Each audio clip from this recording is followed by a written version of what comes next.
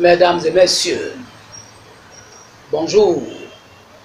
Autochtones d'ici et d'ailleurs, je vous salue.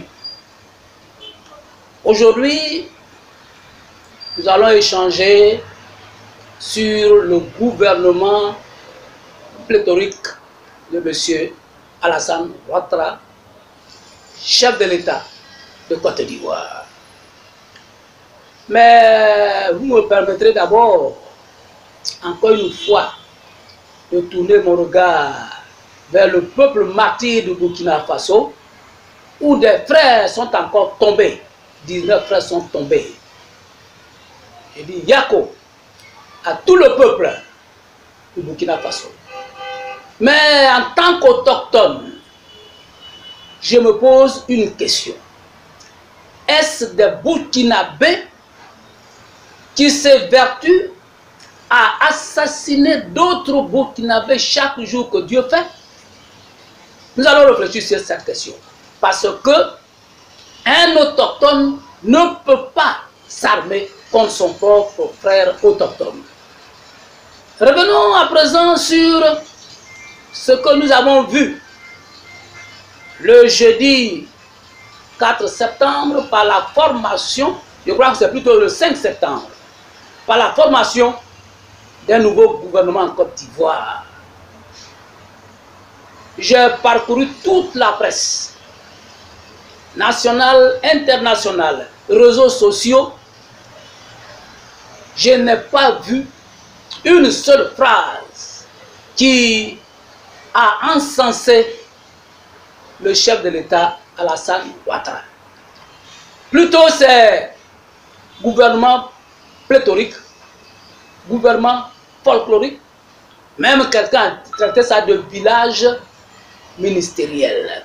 Tellement il y a du monde. 55 ministres du jamais vu.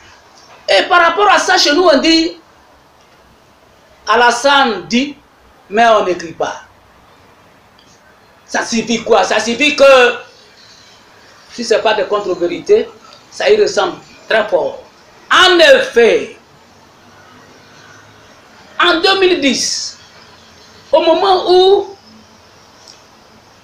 Alassane Ouattara se présentait à la présidentielle, il a dit, vous savez, le président Oufoué m'a nommé Premier ministre le 7 novembre 1990. J'ai trouvé en place 44 ministres, mais j'ai trouvé que c'était trop.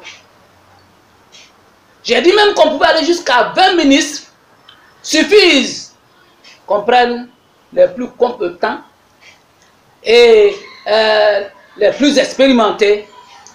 Nous avons cru, personnellement, moi j'ai cru, puisque il était précédé par cette histoire d'économiste ayant travaillé dans les institutions internationales. Ensuite, il nous a dit qu'il était doublé de banquier. Eh bien, pour nous, ce qu'il disait, eh bien, on prenait ça pour argent comptant. Je suis sincèrement déçu. Et je ne suis pas le reste d'ailleurs.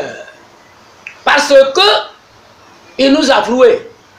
Il nous a roué dans la farine. Cela signifie aussi qu'Alassane Ouattara a échoué. Totalement échoué.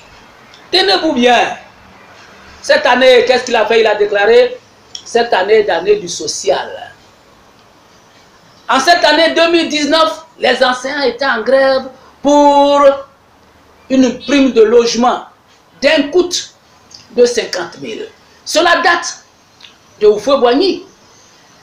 C'est sous Houphouët-Boigny que les enseignants ont obtenu, les enseignants du secondaire, je précise bien, ont obtenu cette prime de 50 000. Alassane arrive, il décrète une année du social, et que voyons-nous? 55 ministres. Mais encore 6 centenaires cela.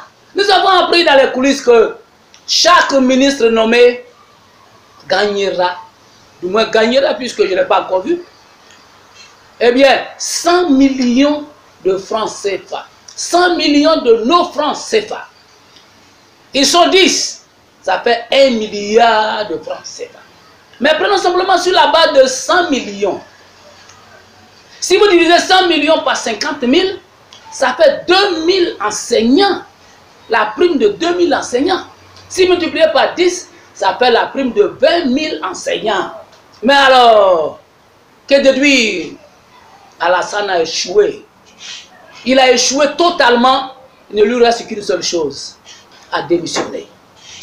Pour nous, il doit démissionner après avoir installé un village ministériel, avoir trompé toutes les attentes des Ivoiriens.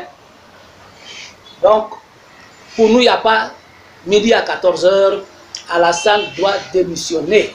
Il doit libérer la Côte d'Ivoire pour que d'autres personnes viennent essayer leur expérience. Nous avons promis, n'est-ce pas, vous en souvenez, l'émergence. Nous ne savions pas que l'émergence était distribuer l'argent de Côte d'Ivoire à des copains pour dire qu'on a formé un gouvernement. En un mot, comme en 1000, le Congrès national populaire, par la voix de Nana Kouaniamante à Koliniamake, demande à Alassane Ouattara de rendre le tablier. Et alors, vous partagez, mais n'oubliez surtout pas le plus important, abonnez-vous. Pour qu'ensemble nous partageons nos idées. Abonnez-vous. Comme ça, vous m'envoyez vos idées. Moi aussi, vous voyez là, mes idées, on les partage. Surtout, objectif, dire à M. Alassane Ouattara, pour l'heure de débarrasser le plancher.